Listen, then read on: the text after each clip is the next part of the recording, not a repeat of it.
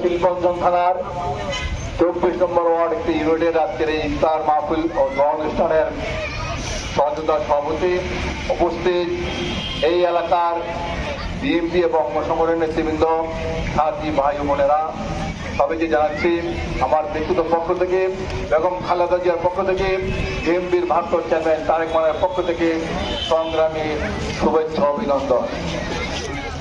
সংগ্রামী ভাইরা, রমজান মাস, সিয়াম সাধনের মাস, সংযমের মাস,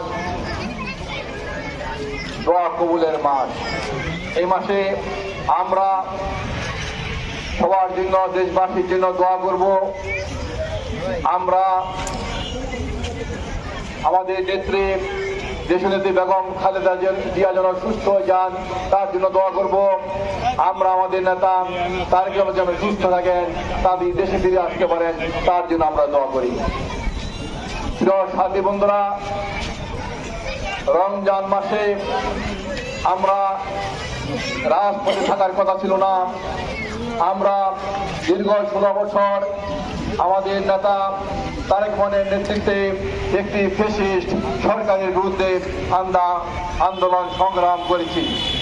আন্দোলন সংগ্রাম করতে গিয়ে আমাদের অনেক ভাই গুম হয়েছেন, ইলিয়াস আলী গুম হয়েছেন, তৌফিক আলম গুম হয়েছেন, জাকির গুম হয়েছেন, সুমন গুম হয়েছেন, এমনি ভাবে হাজার হাজার নেতাকর্মী আমাদের গুম হয়েছেন। হাজার হাজার নেতাকর্মী শাহাদাত বরণ করেছেন, লক্ষ লক্ষ নেতাকর্মী মিথ্যা মামলা নিয়ে জেলে গিয়েছেন। তারপর কিন্তু বিএনপির একটা নেতাকর্মীও কিন্তু রাজপথ ছাড়েনি। বিএনপির প্রতিটা নেতাকর্মী তারেক রহমানের নেতৃত্বে ঐক্যবদ্ধভাবে আন্দোলন সংগ্রাম করবে। সর্বশেষ গত 5ই আগস্ট যে বৈষম্যবিরোধী আন্দোলন হয়েছিল, সেই আন্দোলনে একসাথে কাঁধে কাঁধ মিলে শেখ হাসিনার পতন নিশ্চিত করেছে।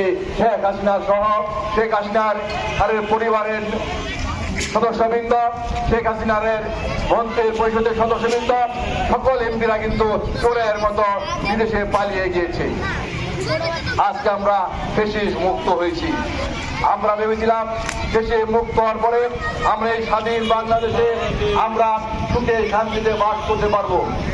আজকে তখন নিত্য প্রয়োজনীয় জিনিসের দাম অনেক বেশি। আজকে চুরি, চিন্তা, ডাকাতি আজকে বেড়ে গিয়েছে। আজকে বাংলাদেশের মানুষ আজকে ঠিক মতো ইফতার করতে পারছে না।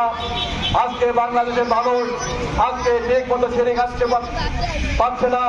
আজকে বাংলাদেশের মানুষ তাদের নিত্য প্রয়োজনীয় জিনিস আজকে কিনতে পারছে না, কারণ নিত্য প্রয়োজনীয় জিনিস অনেক ঊর্ধ্বে গতিতে। এর একটি কারণ, গত 16 বছর সেই সিন্ডিকেট বাজার নিয়ন্ত্রণ করত, ওই সিন্ডিকেটটাই আজকে বাজার নিয়ন্ত্রণ করছে। আজকে সরকার, আমরা ভেবেছিলাম সরকার আসার পরে সেই সরকারের সকল সিন্ডিকেট, সকল আমলাতন্ত্র ভেঙে দিয়ে একটি নতুন করে এই দেশবাসীর আকাঙ্ক্ষা মতো আজকে পরিচিত হবে। কিন্তু আমরা দেখতে পাচ্ছি এই নতুন সরকার আসার পরে তারা সেদিকে লক্ষ্য করছে না। আজকে জিনিসপত্রের দাম ঊর্ধ্বগতিতে। আজকে সারা বাংলাদেশে দর্শন, ডাকাতি, চিন্তায় আজকে বেড়ে গিয়েছে। এই সরকারের কিছু কিছু উপদেষ্টা আজকে ক্ষমতা দীর্ঘায়িত করার জন্য আজকে তারা সেদিকে নজর না দিয়ে কিভাবে ক্ষমতায় থাকতে পারে সেদিকে চিন্তা ভাবনা করে সেদিকে সময় দিচ্ছেন। আমরা এই সরকারকে বলতে চাই, বাংলাদেশের মানুষ আপনাদেরকে একটি অল্প সময়ের জন্য আজকে ক্ষমতা অধিষ্ঠিত করেছে। আপনারা অনতি বিলম্বে বাংলাদেশের জনগণের নির্বাচিত সরকারের হাতে ক্ষমতা দিয়ে আপনারা জনগণের সেবা করার জন্য জনগণের প্রতিনিধিদের হাতে ক্ষমতা বুঝিয়ে দেন। আমরা দীর্ঘ 16 বছর অনেক অত্যাচার নির্যাতন সহ্য করো আমরা তারেক রহমানের নেতৃত্বে বাংলাদেশে রাজপথে ছিলাম। আমরা রাজপথ ছাড়িনি। আপনারা যদি ক্ষমতায় আঁকড়ে ধরতে চান তাহলে আমরা আবারও কিন্তু তারেক রহমানের নেতৃত্বে ঐক্যবদ্ধ হয়ে বাংলার রাজপথে আমরা নামবো। কোন নতুন দেশে কোন ষড়যন্ত্রকে আমরা মাথা পেতে নিব না, কোন ষড়যন্ত্রকে আমরা গ্রহণ করব না। আমরা দীর্ঘ 16 বছর বাংলাদেশের জনগণের ভোটের অধিকারের জন্য আন্দোলন করেছে। গত 16 বছর কিন্তু বাংলাদেশের মানুষ স্থানীয় নির্বাচন, জাতীয় সংসদ নির্বাচন, কোন নির্বাচনই ভোট দিতে পারেনি। দিনের ভোট রাতে দিয়ে শেষ করে ফেলেছিল। আমরা ভোট দেওয়ার জন্য আগ্রহ বসে আছে। তাড়াতাড়ি নির্বাচনের তারিখ ঘোষণা করুন।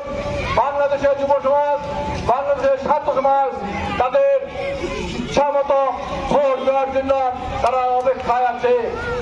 আপনারা নির্বাচনের তারিখ ঘোষণা না করে আপনারা দেখতে পাচ্ছেন আপনারা হেলিকপ্টার দিয়ে ঘুরে বেড়ান।